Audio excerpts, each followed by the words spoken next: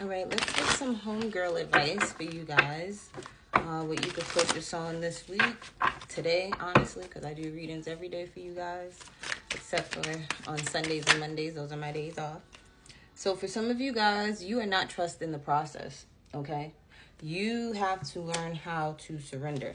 Some of you are so in control of things and always wanting to make sure this happens and make sure that happens and this has to go this way and this has to go that way. Sometimes you need to just let things flow, because sometimes you allowing things to flow will have you flow right into the direction or right into the place where you need to be, or right in the right circles, or being somewhere at the right time.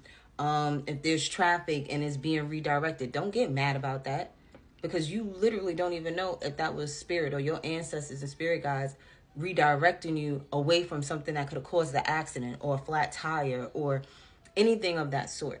Okay, so it's like when things happen, is not to stop you or delay you, but maybe to let you pause for a second to think about something, or to redirect you in a better opportunity, or on a better path somewhere where it's easier, or a lesson that you may need to learn before you could get to the next step type of thing. So it's like you have to trust that everything is happening for a reason. It may not feel that way in the midst of it, but it is.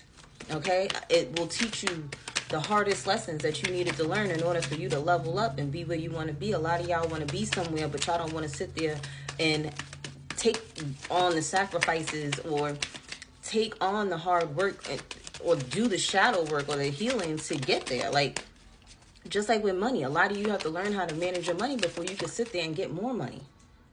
You know, if you constantly keep doing the wrong thing with money, you think spirit gonna hand you even more money? No. Especially after you sat there and promised, spirit begged and prayed and cried for it, you get the money and then you do the wrong thing with it. It's going to be a while before you sit there and get some more money again. Especially like a large lump sum of it. Because it's like you prayed for that and you mishandled it. 222 on the time as I say that. So it's like you have to sit there and not just pray to get things, but you also need to pray to be able to maintain it, to multiply it, to invest properly, to get the right knowledge or be around the right people to help you do things the right way. But you have to stick on that path. And yeah, we do, you know, go 10 steps forward and 5 steps back sometimes. But it does come to a point where you're going to have to hold yourself accountable for why you are where you are. Okay, it's dead around here. Go buy a plant. For some of you guys, you have nothing living around you. You need to get some type of little plant, something that doesn't need to be watered too much. Okay,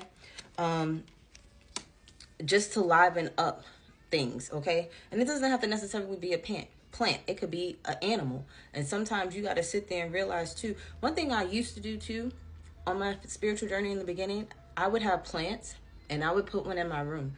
And it would basically tell me how the energy is in my room and the energy that I'm holding on to and carrying, whether that plant was dying or thriving. You know, if it was dying, guess what? Something wasn't right. I had to fix that 333 times. I say that. If my plant was thriving and growing and blooming, guess what? I knew I was on the right track. I even do that with my roses sometimes. I'll sit there and have roses and I'll see how long they last. And I'm talking about store-bought roses. I've had store-bought roses last 3 weeks. Okay, so it's like, and one time I did it with this guy that I was dating. He brought me some roses and they lasted for a very long time. When he had either his mother or his grandmother, one of them, a woman in his life, he had them buy roses for me. Don't you know them roses died within like not even a week? It's like, that just showed me that she really did not want me to be dealing with him. Like, because usually my roses last 3 to 4 weeks if they're store-bought. Okay? For some of you, you need to sage your homes. Okay? Some of you need to just sage the energy within you. All right? You have to also know that change is good. It keeps your ass from being stagnant. Okay? You have to keep moving no matter what. You have to trust. Spirit's telling you have to trust spirit. All right? Because there is a tower coming. 444 in the time as I say that. And you are more than enough.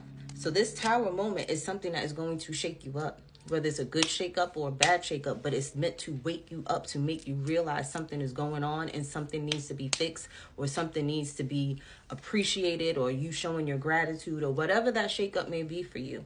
But just know that through this process, through this healing journey, you are more than enough, and you're worthy of having goodness in your life.